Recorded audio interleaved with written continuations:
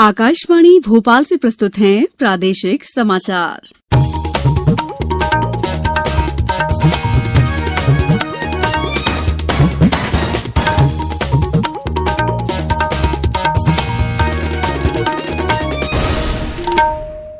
नमस्कार, समाचारों के साथ मैं दीपा सिंह। पहले मुख्य समाचार। देश में पिछले 10 सालों में गरीबी में कमी आई, 27 करोड़ से अधिक लोगों की आर्थिक स्थिति में आया सुधार। आईआईटी में प्रवेश के लिए अब 12वीं की परीक्षा में 75% अंक होना जरूरी नहीं। देश में कोविड-19 संक्रमण से स्वस्थ हुए लोगों की संख्या 6,50,000 से अधिक हुई। वहीं प्रदेश में भी 14,500 से अधिक लोगों ने कोरोना को मात दी। और हमारी विशेष श्रृंखला अच्छी खबर के 54वें अंक में कल सुनिए, लॉकडाउन में भी कैसे रेशम के कोकून ने बदल दी होशंगाबाद जिले के सैकड़ों किसानों की तकदीर। अब समाचार विस्तार से। केंद्रीय सूचना और प्रसारण मंत्री प्रकाश जावड़ेकर ने संयुक्त राष्ट्र विकास कार्यक्रम यूएनडीपी की एक रिपोर्ट साझा की है, जिसके अनुसार भारत में पिछले 10 सालों में 27 करोड़ से अधिक लोगों की आर्थिक स्थिति बेहतर हुई है। श्री जावड़ेकर ने इसे बड़ी सकारात्मक उपलब्धि बताते हुए कहा है कि रिपोर्ट के अनुसार वर्ष 2005-6 और 2015-16 के बीच दुनिया में गरीबी में सबसे अधिक कमी भारत में ही आई है। यूएनडीपी में और ऑक्सफोर्ड गरीबी तथा मानव विकास पहल द्वारा जारी आंकड़ों के अनुसार दुनिया के जिन 75 देशों का अध्ययन किया गया है, उनमें से 65 में गरीबी के स्तर में काफी कमी दिखाई दी है। भारतीय प्रौद्योगिकी संस्थानों आईआईटी में प्रवेश के लिए इस वर्ष 12वीं की परीक्षा में न्यूनतम 75% अंक की शर्त नहीं होगी। आईआईटी के संयुक्त प्रवेश बोर्ड की बैठक में फैसला लिया गया है कि इस साल 12वीं की परीक्षा में पास होने वाले सभी विद्यार्थी आईआईटी में दाखिले के पात्र होंगे, चाहे उन्हें कितने भी कम अंक मिले हों। मानव संसाधन विकास मंत्री रमेश पोखरियाल निशंक ने कहा है कि कई बोर्डों की 12वीं की परीक्षा आंशिक रूप से रद्द किए जाने को देखते हुए ये निर्णय लिया गया है। अब तक आईआईटी में नामांकन के लिए संयुक्त प्रवेश परीक्षा जेईई एडवांस पास करने के अलावा 12वीं की परीक्षा में न्यूनतम 75% अंक लाना या 12वीं की बोर्ड परीक्षा में शीर्ष 20% विद्यार्थियों में शामिल होना अनिवार्य हुआ करता था। केंद्रीय स्वास्थ्य मंत्री डॉक्टर हर्षवर्धन ने स्वदेश निर्मित कोविड-19 की संभावित वैक्सीन कोवैक्सीन के लिए मानव परीक्षण शुरू होने पर कहा है कि मई से वैक्सीन के विकास के लिए जारी प्रयासों के सकारात्मक संकेत मिलने लगे हैं। डॉक्टर हर्षवर्धन ने कोवैक्सीन बनाने वाली कंपनी भारत बायोटेक की घोषणा का स्वागत किया है, जिसमें उसने बताया कि 15 जुलाई से वैक्सीन का मानव परीक्षण शुरू हो गया है। कंपनी अभी पहले चरण का मानव परीक्षण कर रही है। ये परीक्षण देश के 375 लोगों पर किया जा रहा है, जो अपनी मर्जी से इसमें शामिल हुए हैं। ये परीक्षण 2 चरणों में होगा। पहले चरण का मानव परीक्षण 14 शोध संस्थानों में किया जा रहा है और शोध के हर आंकड़े पर भारतीय आयुर्विज्ञान अनुसंधान संस्थान के वैज्ञानिक नजर बनाए हुए हैं। स्वास्थ्य मंत्री ने कहा है कि हम जल्द ही इस महामारी पर पूरी तरह जीत हासिल कर लेंगे। केंद्रीय इस्पात राज्य मंत्री फग्गन सिंह कुलस्ते 21 जुलाई से प्रदेश के 2 दिवसीय दौरे पर रहेंगे। श्री कुलस्ते इस दौरान मंडला जिले में जिला विकास समन्वय और निगरानी समीक्षा बैठक में भाग लेंगे। वे कई अन्य कार्यक्रमों में भी शामिल होंगे। दूसरे दिन डिंडौरी में स्थानीय कार्यक्रमों में भी भाग लेंगे। निर्वाचन आयोग ने देश में कोविड महामारी को देखते हुए राजनीतिक पार्टियों से चुनाव और जनसभाओं के विषय में राय मांगी है। आयोग ने सभी राजनीतिक दलों से अनुरोध किया है कि इस महीने के अंत तक अपने विचार और सुझाव भेज दें।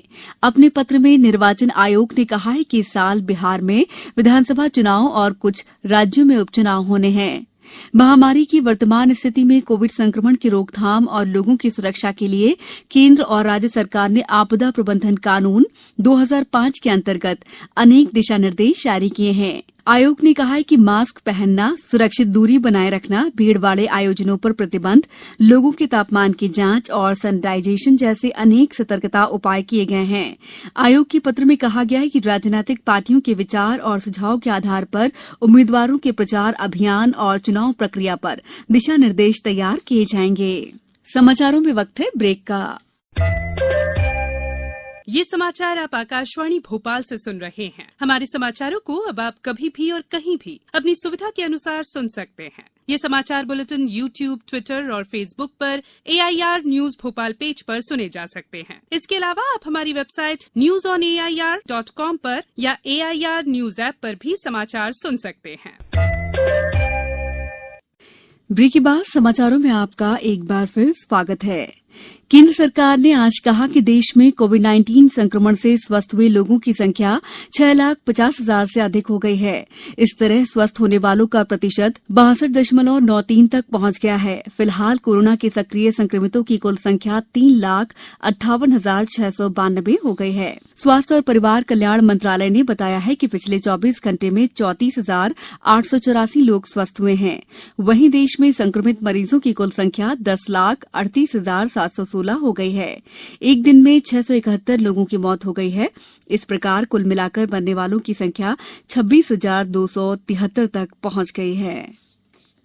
प्रदेश में 14,500 से अधिक लोग कोरोना को मात देकर अपने घर लौट गए हैं। हालांकि संक्रमितों की संख्या 21,000 से अधिक हो गई है।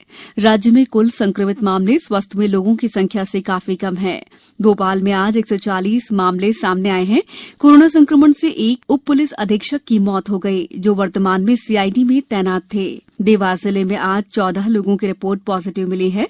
यहां मरीजों की संख्या 332 हो गई है, जिसमें 232 लोग स्वस्थ होकर अपने घर लौट चुके हैं। वहीं शहडोल जिले में पिछले 4 दिनों से कोरोना का एक भी नया मरीज नहीं मिला है। जिले में 250 से अधिक लोगों के सैंपल जांचे जा चुके हैं। सीहोर जिले में कोरोना संक्रमण तेजी से फैल रहा है। आज जिले में 8 नए संक्रमित मिले हैं, जिससे संक्रमितों की संख्या 102 हो गई है। उज्जैन जिले में पिछले 24 घंटे में 542 सैंपल की जांच में 12 मरीज मिले हैं। यहां संक्रमितों की संख्या बढ़कर 941 है, जबकि 800 मरीज स्वस्थ हो गए हैं। कोरोना संक्रमण को देखते हुए जिला प्रशासन ने सोमवती अमावस्या पर शिप्रा नदी पर होने वाले पर्व स्नान पर प्रतिबंध लगा दिया है। वहीं जबलपुर जिले में 19 नए मरीज मिले हैं, जिससे संक्रमितों की संख्या 271 हो गई है। वहीं जिले में 448 लोग अब तक स्वस्थ हुए हैं। टीकमगढ़ जिले में 10 नए मरीज मिले हैं। प्रदेश में कल टोटल लॉकडाउन रहेगा। इस दौरान जरूरी सेवाएं ही जारी रहेंगी। गृह मंत्री डॉ नरोत्तम मिश्रा ने एक ट्वीट के माध्यम से जानकारी देते हुए कहा है कि हम कोरोना महामारी पर नियंत्रण में जुटे हैं। इसको देखते हुए हर रविवार प्रदेश में टोटल लॉकडाउन जारी रहेगा।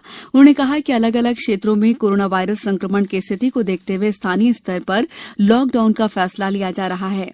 उधर जबलपुर जिला कलेक्टर ने आज शाम से सोमवार शाम 5 बजे तक लॉकडाउन की घोषणा की है।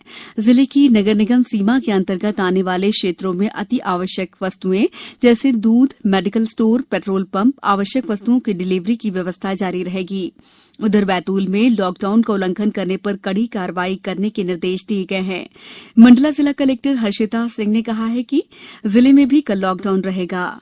बढ़ते संक्रमण को ध्यान में रखते हुए अभी हम लोगों ने प्रशासनिक तौर पे कल हमने जिले में पूरे दिन का लॉकडाउन रखा है। 100% लॉकडाउन है। साथ में हम लोगों ने कुछ प्रोटोकॉल तैयार किए हैं, जिसमें कि पंचायत स्तर पे यदि कोई आदमी बाहर से आ रहा है तो किस तरह से हमको होम क्वारंटाइन अथवा इंस्टीट्यूशनल क्वारंटाइन का इन्फोर्समेंट इंश्योर करना है। इसके लिए पंचायत स्तर की एक कमेटी बनाई गई है, ब्लॉक स्तर की कमेटी बनाई गई है और उनके ऊपर कुछ जोनल ऑफिसर्स भी नियुक्त किए गए हैं।